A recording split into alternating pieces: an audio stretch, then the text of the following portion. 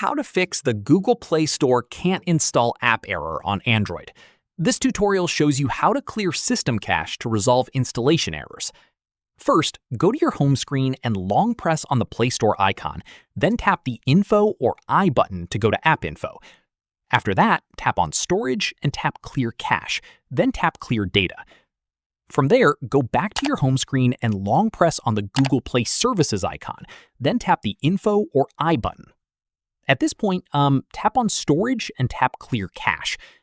In the next step, do the same for Google Services Framework. Tap Storage and clear the cache. Following this, toggle airplane mode on for a few seconds, then turn it back off to refresh your connection. Finally, restart your device and open the Play Store again, then try installing your app. The error should now be resolved. And that's it.